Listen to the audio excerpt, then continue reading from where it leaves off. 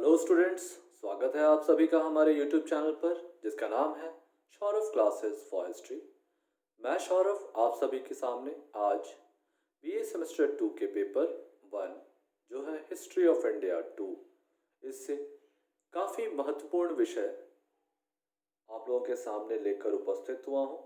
आज हमारी अध्ययन का जो विषय है वह है art and architecture of post Gupta's period, यानी गुप्तोत्तर कालीन कला और स्थापत्य पर आज हम प्रकाश डालेंगे। तो चलिए बिना समय गंवाए हम आज की क्लास को प्रारंभ करते हैं। प्राचीन भारतीय इतिहास में गुप्त काल को स्वर्ण युग की उपमा दी गई है। इसका महत्वपूर्ण कारण गुप्त काल में कला और स्थापत्य का अभूतपूर्व विकास रहा था। कला और स्थापत्य के विकास का यह क्रम गुप्तोत्तर काल में भी अनवरत चलता रहा। इस दौरान कला की प्रायः 3 शैलियां प्रसिद्ध रहीं। उत्तरी भारत में हिमालय से लेकर विंध्य तक नागर शैली, विंध्य से लेकर कृष्णा नदी तक एक प्रकार की मिश्रित शैली जो कहलाई बेसर शैली, तथा तीसरा कृष्णा नदी के दक्षिण में कन्याकुमारी तक द्रविड़ शैली। इस प्रकार से गुप्तोत्तर काल में 3 महत्वपूर्ण कलाएं विकसित हुई, नागर, बेसर और द्रविड़ शैली। अब हम एक एक कर इन तीनों शैलियों के बारे में विस्तृत तौर पर चर्चा करेंगे। सबसे पहले हम नागर शैली को देखेंगे। गुप्त काल का दशावतार मंदिर जो देवगढ़ झांसी में है, नागर शैली का प्रारंभिक उदाहरण था। नचना कुठारा के महादेव मंदिर भी इसी प्रकार के हैं। इसका एक विशिष्ट शैली के रूप में 8वीं शताब्दी तक अच्छी तरह से विकास हो चुका था। नागर शैली के स्थापत्य नीचे से ऊपर की ओर स्तूपी तक आयताकार होते हैं। स्तूपी यानी स्तूप के आकार के। मापचित्र तथा उत्थापन, जिसे हम ऊपर की ओर का उत्कर्ष कहते हैं, इसकी महत्वपूर्ण विशेषताएं इस शैली के नियोजन में आयताकार मापचित्र के दोनों पार्श्वों के क्रमिक रूप से निकला हुआ बाहरी भाग होता है। अपनी ऊंचाई के क्रम में शिखर उत्तरोत्तर ऊपर की ओर पतला होता जाता है। पार्श्व भाग की ऊंचाई के क्रम में शिखर तक पहुंचती है। इसके नियोजन में बाहरी रूपरेखा बड़े स्पष्ट एवं प्रभावशाली ढंग से उभरती है, इसीलिए इसे रेखा शिखर भी कहते हैं। इस शैली के कुछ महत्वपूर्ण उदाहरण अर्थात नागर शैली के कुछ महत्वपूर्ण उदाहरण जो निम्नलिखित हैं। सबसे पहले नागर शैली के अंतर्गत उड़ीसा के मंदिर आते हैं। तो ये मुख्यतः भुवनेश्वर, पुरी तथा कोणार्क के मंदिर हैं, जिनका निर्माण 8वीं से 13वीं शताब्दी के बीच हुआ। नागर शैली के महत्वपूर्ण मंदिर हैं। भुवनेश्वर के मंदिर के मुख्य भाग के सम्मुख चौकोर कक्ष बनाया गया है। इनके भीतरी दीवार सादे हैं, किंतु बाहरी भाग में अनेक प्रकार की प्रतिमाओं तथा अलंकरणों द्वारा सजाया गया है। मंदिरों में स्तंभों का बहुत कम प्रयोग किया गया है। इनके स्थान पर लोहे के शक्तीरों का प्रयोग मिलता है। भुवनेश्वर के मंदिर में लिंगराज मंदिर उड़ीसा शैली का सबसे अच्छा उदाहरण है। इसका 4 विशाल कक्ष है। मुख्य कक्ष के ऊपर अत्यंत ऊंचा शिखर बनाया गया है। इसकी गोलाकार चोटी के ऊपर पत्थर का कलश रखा है। लिंगराज मंदिर के अतिरिक्त पुरी के जगन्नाथ मंदिर तथा कोणार्क के सूर्य मंदिर भी उड़ीसा शैली के उदाहरण हैं। कोणार्क के सूर्य मंदिर वास्तुकला की अनुपम रचना है। यह रथ के आकार का बनाया गया है। इसके सभा भवन तथा शिखर का निर्माण एक चौड़ी तथा ऊंची चौकी पर हुआ है, जिसके चारों ओर 12 पहिए बने हुए हैं। इसके प्रवेश द्वार पर सीढ़ियां बनी हुई हैं। इसके दोनों ओर उछलती हुई अश्व की प्रतिमाएं उस रथ का आभास कराती हैं, जिन पर चढ़कर भगवान सूर्य आकाश में विचरण करते हैं।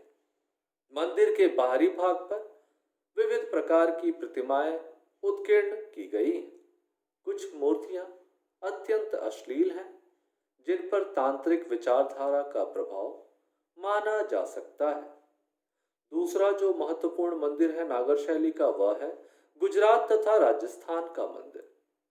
चालुक्य, मूलतः सोलंकी, के काल में गुजरात के अनिलवाड़ तथा राजस्थान के आबू पर्वत पर कई भव्य मंदिरों का निर्माण हुआ। ये मुख्यतः जैन धर्म से संबंधित हैं। गुजरात के प्रमुख मंदिरों में महसाना जिले में स्थित मोढेरा का सूर्य मंदिर उल्लेखनीय है। इसमें गर्भगृह, प्रदक्षिणा पथ, मंडप आदि हैं। इसका निर्माण ऊंचे चबूतरे पर किया गया है। पाटन स्थित सोमनाथ का मंदिर भी उल्लेखनीय है, जिसका निर्माण भी इसी काल में हुआ था। चालुक्य सोलंकी वंश के शासक कर्ण ने अनिलवाड़ में कर्णमेरु नामक मंदिर बनवाया। सिद्धपुर स्थित रुद्रभाल मंदिर भी नागर वास्तुकला की उत्कृष्ट उदाहरण है। राजस्थान के आबू पर्वत पर कई मंदिर प्राप्त होते हैं। यहाँ दो प्रसिद्ध संगमरमर के मंदिर हैं, जिन्हें दिलवाड़ा मंदिर कहा जाता है। पहले मंदिर में आदिनाथ की मूर्ति है, जिसमें हीरे की आंख है। प्रवेश द्वार पर 6 स्तंभ तथा 10 गज प्रतिमाएं। यह मंदिर अपनी बारीक नक्काशी तथा अद्भुत मूर्तिकारी के लिए प्रसिद्ध है। दूसरा मंदिर तेजपाल मंदिर है। यह भी भव्य तथा सुंदर है। पहाड़ों पर 3 अन्य जैन मंदिरें भी बने हुए हैं। पश्चिमी भारत के मंदिरों का निर्माण सामान्यतः ऊंचे चबूतरे पर हुआ है। इनके शिखर छोटी मीनारों से अलंकृत हैं। मंदिरों के भीतरी छतों पर खोदकर चित्रकारी की गई है। ये सफेद संगमरमर के बने हुए हैं और इनमें सुंदर और सूक्ष्म नक्काशी भी की गई है। इसी कड़ी में नागर शैली के तीसरे उदाहरण बुंदेलखंड के मंदिर हैं। बुंदेलखंड अर्थात मध्य प्रदेश का क्षेत्र। तो इसके अंतर्गत मध्य प्रदेश के छतरपुर जिले में स्थित खजुराहो नामक स्थान पर है, जो 9वीं से 12वीं शताब्दी तक अनेक भव्य 25 मंदिर आज भी विद्यमान है। इनका निर्माण ग्रेनाइट और लाल बलुआ पत्थरों से किया गया है। ये शैव, वैष्णव तथा जैन धर्मों से संबंधित है। दीवारों में बनी खिड़कियां में छोटी छोटी मूर्तियां रखी गई हैं। गर्भगृह के ऊपर उत्तुंग शिखर है।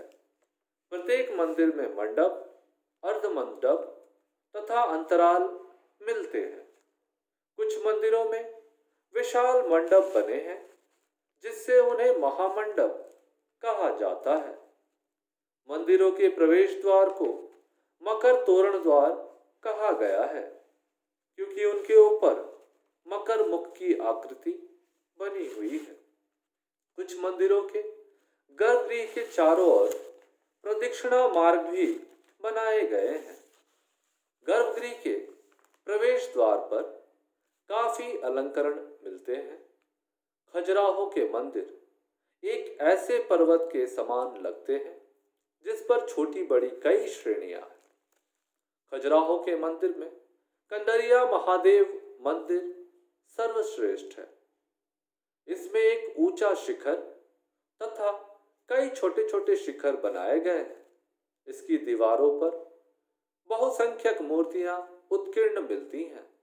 इनके गर्भगृह में संगमरमर की शिवलिंग स्थापित की गई है। जैन मंदिरों में पार्श्वनाथ का मंदिर प्रसिद्ध है। इसकी बाहरी दीवारों में जैन मूर्तियों की 3 पंक्तियां खुदी हुई हैं। वैष्णव मंदिरों में चतुर्भुज मंदिर उल्लेखनीय है। इसके अलावा कुछ अन्य मंदिर 64 योगिनी मंदिर, ब्रह्मा मंदिर, लालगुआ महादेव मंदिर, लक्ष्मण मंदिर, विश्वनाथ मंदिर आदि उत्कृष्ट उदाहरण हैं। खजुराहो के मंदिर वास्तुकला के साथ तक्षण कला के लिए भी काफी प्रसिद्ध है। इनकी भीतरी और बाहरी दीवारों को बहुसंख्यक मूर्तियों से सजाया गया है। गुंबदकार छत के ऊपर अनेक चित्र उत्खनित है।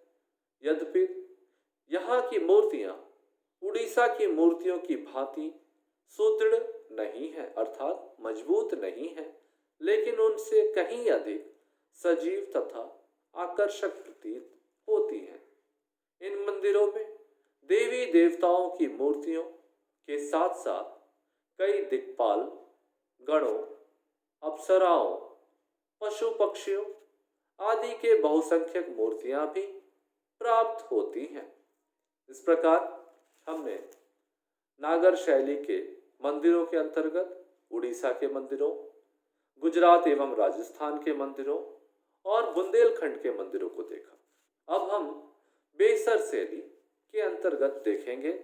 बेसर शैली विंध्य से कृष्णा नदी के बीच स्थापित शैली है, जो बेसर शैली या चालुक्य शैली के नाम से भी प्रसिद्ध है। इस शैली का पूर्ण विकास होयसल शासकों के समय हुआ। यह द्रविड़ और नागर शैलियों का सम्मिश्रण सा लगता है। इसमें विमान और मंडप तो द्रविड़ शैली के होते थे, परंतु अलंकरण नागर शैली के। होयसल शासकों के काल में तारा के आकार में मंदिरों का निर्योजन बहु प्रचलित हुआ। कुछ चालुक्य मंदिरों के मंडप में एकाधिक देवालय है, एक से अधिक देवालय पाए जाते हैं। चालुक्य तथा होयसल कालीन मंदिरों की दीवारें, छतों तथा इसके स्तंभ द्वारों आदि का अलंकरण बड़ा सजीव तथा मोहक है। चालुक्य तथा होयसल राज्य में अनेक मंदिर जैसे मुक्तेश्वर, सिद्धेश्वर, सोमेश्वर आदि मंदिर विद्यमान हैं। 12वीं शताब्दी में बेसर शैली का पूर्ण विकसित रूप प्राप्त होता है। 12वीं शताब्दी के पूर्वार्ध में निर्मित इतिग्गी नामक स्थान में महादेव मंदिर तथा 12वीं शताब्दी के उत्तरार्ध में कुकुंडी में काशी विश्वेश्वर मंदिर बेसर स्थापत्य का पूर्ण उन्नत रूप प्रदर्शित करते हैं। काशी विश्वेश्वर दोहरे देवालय का उदाहरण प्रस्तुत करता है। इसी तरह वेल्लार जिले में मल्लिकार्जुन मंदिर भी है।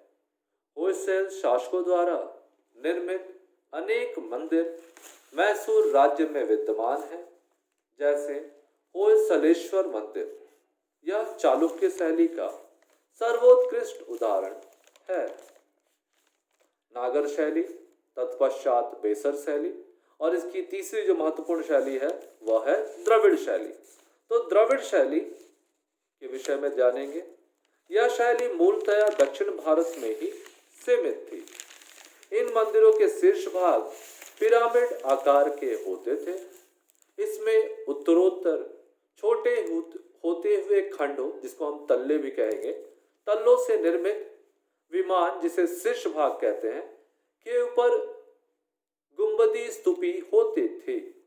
धीरे धीरे बाद में उदाहरणों से प्रचुर कलाकृतियों के कारण विमान के खंड अदृश्य होने लगे।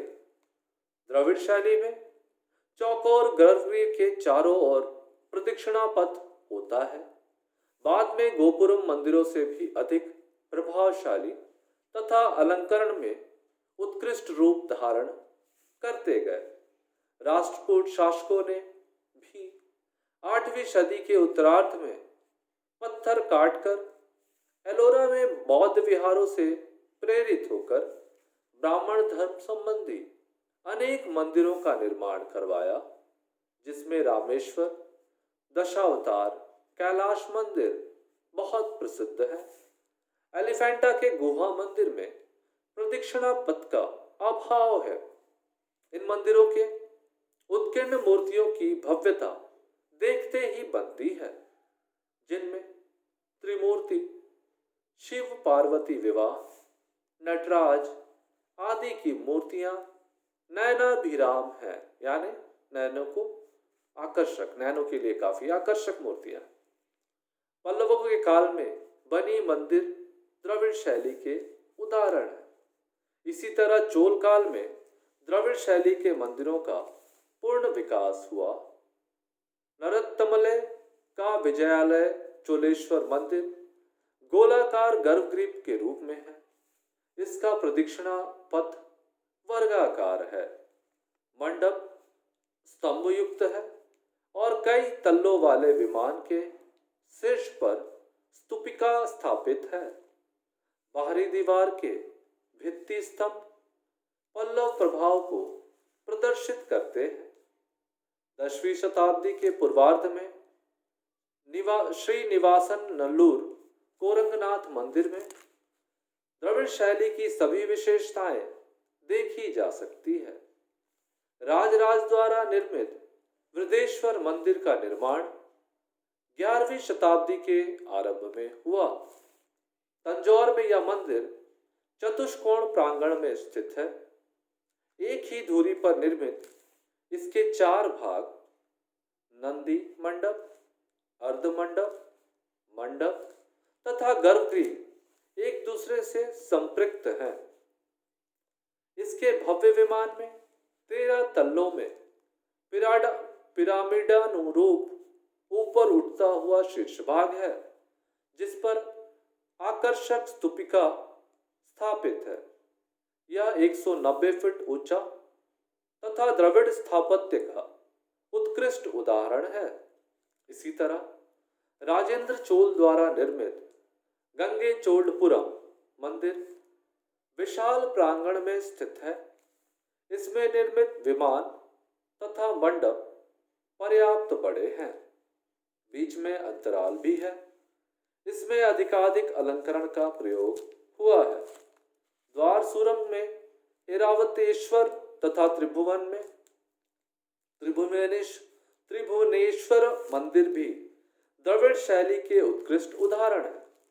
8वीं शताब्दी के अंत तक दक्षिण में दक्षिण कला की सजीवता, स्वाभाविकता, भाव भंगिमा की गहनता आदि का अभाव होने लगा।